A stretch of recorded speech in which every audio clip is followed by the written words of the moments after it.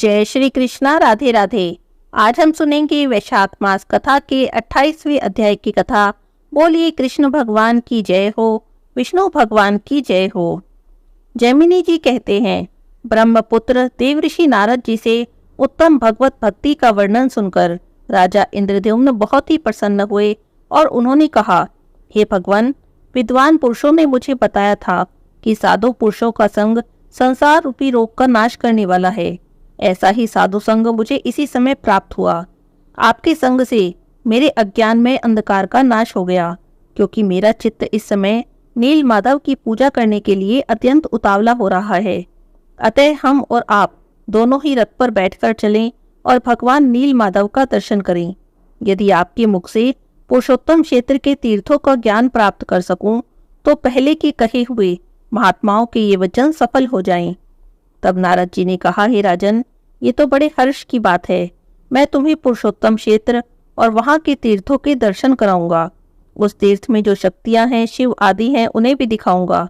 उस क्षेत्र के महात्म्य का परिचय भी दूंगा। तुम महाभक्तों को आत्मसमर्पण करने वाले देवेश्वर भगवान जगन्नाथ का साक्षात दर्शन करोगे। इसी प्रकार वार्तालाप करके दोनों ने प्रसन्नतापूर्वक दिन का कार्य समाप्त किया और ज्येष्ठ शुक्ला पंचमी बुधवार को पुष्य नक्षत्र में उत्तम लग्न आने पर यात्रा अनुकूल होगी, ऐसा निर्णय करके दोनों ने रात के समय एक ही स्थान पर शयन किया।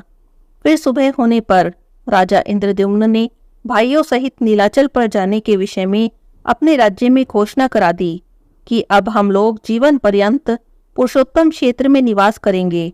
राजा लोग अपनी रानियों, मंत्रियों, परिकरों समेत रथ, हाथी, घोड़ा, खजाना और पैदल सेना लेकर वहां चलें।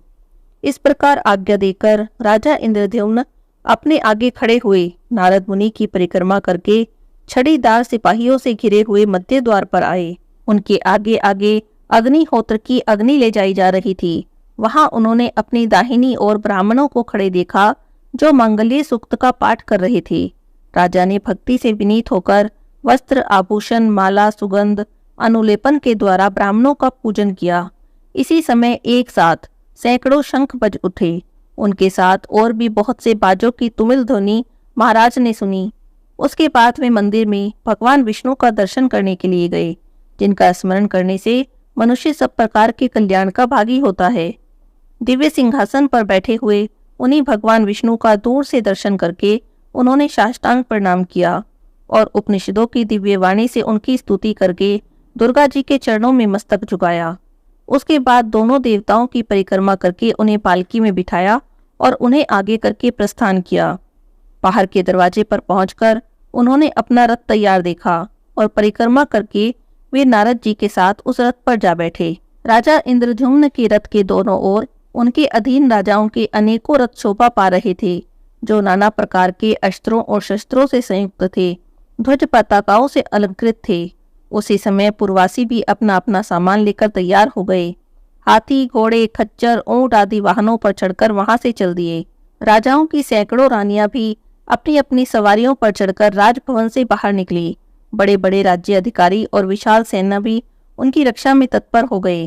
राजा के सामंत, मंत्री, सेवक, पुरोहित और राजा के व्यक्तिगत सेवक भी सब प्रकार के उपयोगी सामान साथ में लेकर चले। कोष के संरक्षण में नियुक्त किए गए राज्य कर्मचारी सारा खजाना साथ लेकर शीघ्र ही प्रस्थित हुए, जो अवसर के अनुसार राज सेवा में उपस्थित होते थे। सामान बेचकर जीविका चलाने वाले सेठ, व्यापारी, माली आदि भी अपनी अपनी विक्रय की वस्तुएं लेकर राजाज्ञा का पालन करते हुए चले। जिसके लिए जो मार्ग सीधा प्रतीत हुआ, वह उसी से गया। नीलाचल पर पहुंचने वाले कठिन से कठिन मार्ग के द्वारा भी लोगों ने यात्रा की। महाराज इंद्रद्युम्न समस्त पुरवासियों और हर्ष में भरी हुई जतुंगनी सेना से घिरे हुए थे। जंगल का रास्ता जानने वाले पुरुष जो मार्ग बताते, उसी से राजा यात्रा करते। मार्ग के दोनों ओर आने वाले देशों और वनों को देखते हुए वे बड़ी शीघ्रता से यात्रा कर रहे थे। महानदी के तट पर, जहां वृक्ष बहुत कम थे तथा पर्वतीय गुफाओं के कारण जो स्थान बहुत प्रसिद्ध था, वहां उन्होंने अपराह्न काल का आवश्यक कृत्य करने के लिए अपनी सेना का पड़ाव डाल लिया। फिर अपने पुरोहित के साथ नदी के जल में उतरे, स्नान करके देवताओं और पितरों का तर्पण किया और उसके बाद विधि पूर्वक भगवान विष्णु की पूजा करके नारद जी के साथ बैठकर भोजन किया। जब सूर्यदेव अस्ताचल के शिखर पर पहुंचे तब शाम की उपासना पूरी करके राजा सभा में बैठे। उस समय उन्होंने श्रेष्ठ वैष्णवों का चंदन, माला और तांबूलों से पूजन किया। उसके बाद भगवान के सर्व पापाहारी चरित्र का श्रवण करने के लिए सिंहासन पर बैठे हुए मुनिवर नारद जी से राजा ने इस प्रकार कहा, हे भगवान, आप तो वेद और वेदांगों की निधि हैं। आप तो भगवान के परम भक्त हैं। यदि मुझ पर आपकी कृपा हो तो भगवान विष्णु की लीला कथा रूपी सुधा से मेरे मलिन अंतःकरण को शुद्ध कर दीजिए। देवऋषि नारद और राजा इंद्रद्युम्न में इस प्रकार की बात चल ही रही थी कि द्वारपाल ने समीप आकर सूचना दी कि महाराज, उत्कल देश के राजा आपके द्वार पर उपस्थित हैं और श्रीमान के चरणारविंदों का दर्शन करना चाहते हैं। राजा बोले कि श्रीमान और नरेश को शीघ्र ही भीतर ले आओ। उनका दर्शन करके हम सभी लोग पाप रहित हो जाएंगे।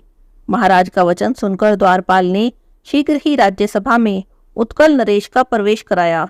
अपने वैष्णव मंत्रियों के साथ राज्यसभा में प्रवेश करके औंध देश के राजा ने राजा इंद्रद्युम्न के वंदनीय चरणों को सादर नमस्कार किया।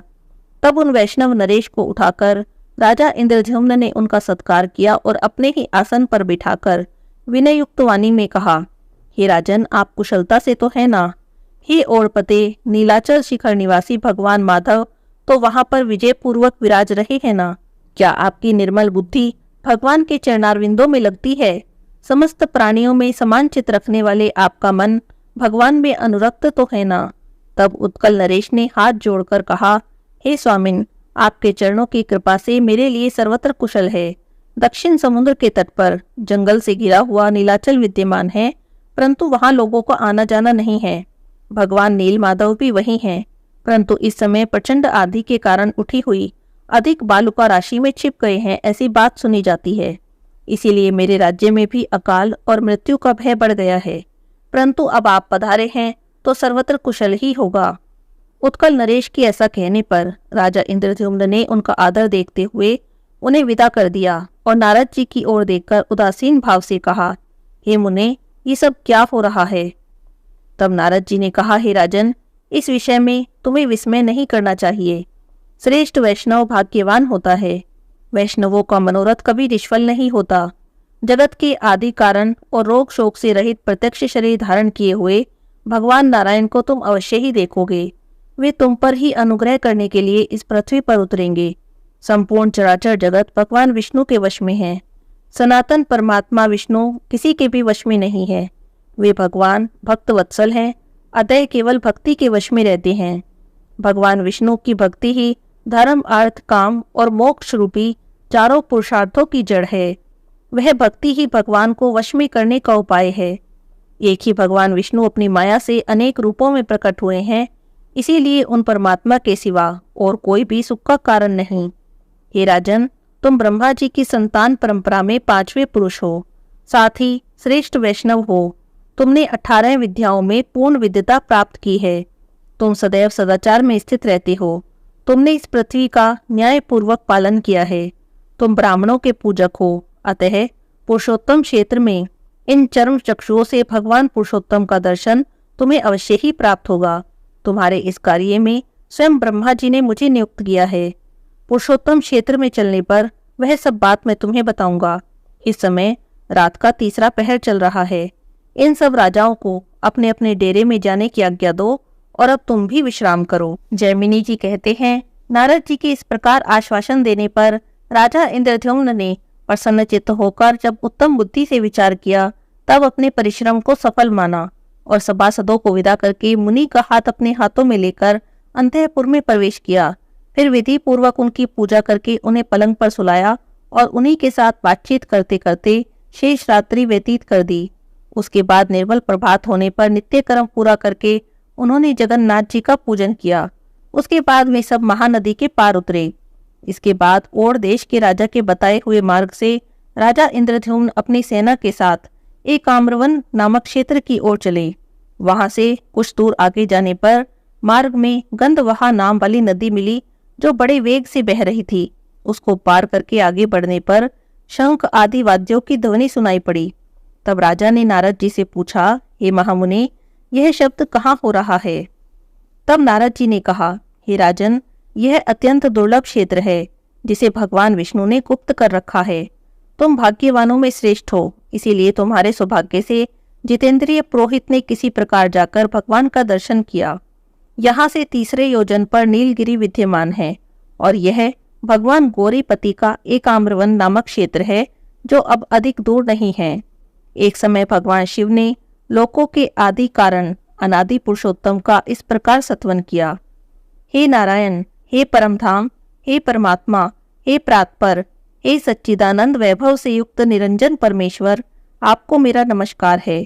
आप संसार के कारण हैं और गुणों के भेद दृष्टि से सृष्टि, पालन और संहार रूप कर्म किया करते हैं। हे सर्व प्रकाश परमात्मन, आपने ही अपनी योग माया से अपने आप को गुप्त कर रखा है, आपको नमस्कार है। आप न भीतर हैं न बाहर हैं, साथ ही बाहर भी हैं और भीतर भी हैं, दूर होते हुए भी अत्यंत निकट हैं। भारी, हल्के, स्थिर, अत्यंत सूक्ष्म और अतिशय स्थूल भी आप ही हैं, आपको नमस्कार है। जिनके कटाक्ष विलास से कोटि कोटि ब्रह्मा और अनगिनत रुद्र उत्पन्न होते हैं, उन कलात्मा श्री हरि को नमस्कार है। जिनके एक एक रोम में अनेकानेक ब्रह्मांडों का समुदाय भरा हुआ है और जिनका शरीर माप जोक के बाहर है, उन विश्वरूप भगवान को नमस्कार है। जिनके सर्वरूप भूतकाल के परिमाण से ब्रह्मा की सृष्टि और प्रलय होते हैं, मनवंतर आदि की संगठना करने वाले उन भगवान को नमस्कार है। त्रिपुरासुर का दाह करने वाले भगवान शंकर ने जब प्रभु की इस प्रकार स्तुति की, तब शंख, चक्र और गदा धारण करने वाले वनमाला से विभूषित, हार, कुंडल, केयूर और मुकुट आदि से सुशोभित कृपा निदान भगवान गरुड़ वाहन विष्णु ने भगवान शिव से कहा, दक्षिण समुद्र के किनारे नीलाचल से विभूषित जो 10 योजन विस्तृत क्षेत्र चित्रोत्पला नदी से लेकर समुद्र तक फैला हुआ है, उसके उत्तर में एकाम्रवन नामक सुंदर वन है। वहीं पार्वती जी के साथ आप निवास करें। यहाँ सब लोगों की सृष्टि करने वाले ब्रह्मा जी मेरे आदेश से आपको कोटि लिंगों के अधीश्वर पद पर अभिषिक्त करेंगे। भगवान विष्णु के ऐसा कहने पर भगवान शिव ने कहा, हे देवों के देव, हे जगन्नाथ, हे शरणागत तुकपंजन, हे प्रभु, हे जगतपते, आप पुरुषोत्तम क्षेत्र में जाने के लिए जो आज्ञा दे रहे हैं, उसे शिरोधार्य करके मैं उस मोक्षदायक कल्याण में तीर्थ में जाऊंगा। और ऐसा कहकर भगवान शंकर उस क्षेत्र में पधारे। साक्षात ब्रह्मा जी ने वहां भगवान शंकर की स्थापना की। हे राजन, अब हम सभी लोग वहां चलेंगे और त्रिपुर विनाशक शिव जी का दर्शन करेंगे। यह जो शिव जी का क्षेत्र है, इसे तमोगुण का नाशक बताया गया है, जो रजोगुण को भी धो डालने वाला क्षेत्र है। वह विरज मंडल के नाम से प्रसिद्ध है। सत्वगुण की अधिकता के कारण पुरुषोत्तम क्षेत्र मुक्तिदायक बताया गया है। हे महाराज, जिनका चित्त पाप कर्म से मलिन हो गया है, उनका विश्वास इस क्षेत्र पर नहीं होता है। नारद जी की बातें सुनकर राजा का चित्त प्रसन्न हो गया और वे कहने लगे, हे ब्राह्मण, आपने मुझे परम पावन क्षेत्र का परिचय दिया, जहाँ पर साक्षात भगवान उमापति विराजमान है। वहां पर हम अवश्य चलेंगे। इस निश्चय के अनुसार देवऋषि नारद जी और राजा इंद्रद्युम्न दोपहर के समय सेना के साथ एकाम्रवन नामक क्षेत्र पे पहुंच गए। वहां बिंदु तीर्थ में स्नान करके उसके तट पर विद्यमान भगवान पुरुषोत्तम का उन्होंने विधि पूर्वक पूजन किया। उसके बाद वे कोटेश्वर महाल्य को गए। वहां के जल से भली भांति आचमन करके सात्विक धर्म में स्थित राजा ने त्रिभुवनेश्वर नामक लिंग का महास्नान की विधि से पूजन किया। फिर अनन्य चित्त से भगवान शंकर का ध्यान करते हुए वे वहीं पर खड़े रहे। तब परमेश्वर भगवान शंकर ने प्रसन्न होकर स्पष्ट वाणी में कहा, हे राजा इंद्रद्युम्न, थोड़े ही समय में तुम्हारा मनोरथ पूर्ण होगा। इसके बाद उन्होंने नारद जी से कहा, हे महाभाग, ब्रह्मा जी ने जो आज्ञा दी है उसे इस राजा के द्वारा अश्वमेध यज्ञ कराते हुए पूर्ण करो। पुरुषोत्तम क्षेत्र साक्षात भगवान विष्णु का स्वरूप है। उसमें भी परम पुण्यमयी अंतवेदी भगवान विष्णु के हृदय के समान मानी गई है, जिसकी रक्षा के लिए श्री विष्णु ने 8 स्वरूपों में मुझे स्थापित किया है। शंखाकार पुरुषोत्तम क्षेत्र के अग्रभाग में दुर्गा देवी के साथ मैं नीलकंठ नाम से निवास करता हूँ। वहीं इस राजा को ले चलो। इस समय नीलमणि में विग्रह वाले भगवान श्री हरि अंतर्ध्यान हो गए हैं। वहां मेरी आज्ञा से भगवान श्री नरसिंह देव का क्षेत्र बनाओ। उस क्षेत्र में हमारे समीप नृपश्रेष्ठ इंद्रद्युम्न 1000 अश्वमेध यज्ञ करे। यज्ञ समाप्त होने पर इन्हें वह अद्भुत ब्रह्म स्वरूप वृक्ष दिखाओ। उसके द्वारा विश्वकर्मा 4 प्रतिमाओं का निर्माण करेंगे और उन प्रतिमाओं की स्थापना के समय ब्रह्मा जी स्वयं यहाँ आएंगे। उसके बाद ये राजा समस्त पापों का नाश करने वाले और संपूर्ण जगत के आधारभूत भगवान विष्णु का दर्शन करेंगे। काष्ठमय शरीर धारण करके प्रकट हुए भगवान दर्शन मात्र से मोक्ष प्रदान करने वाले होंगे। हे नारद जी, भगवान विष्णु अपनी आज्ञा के पालन और भक्ति से प्रसन्न होते हैं। नारद जी भी जगत गुरु महादेव जी को प्रणाम करके हाथ जोड़कर कहने लगे, हे प्रभु, आपने जो आदेश दिया है वैसा ही करने के लिए ब्रह्मा जी ने भी मुझे आज्ञा दी है। हे नाथ, आप और ब्रह्मा जी परमात्मा श्री हरि से भिन्न नहीं हैं।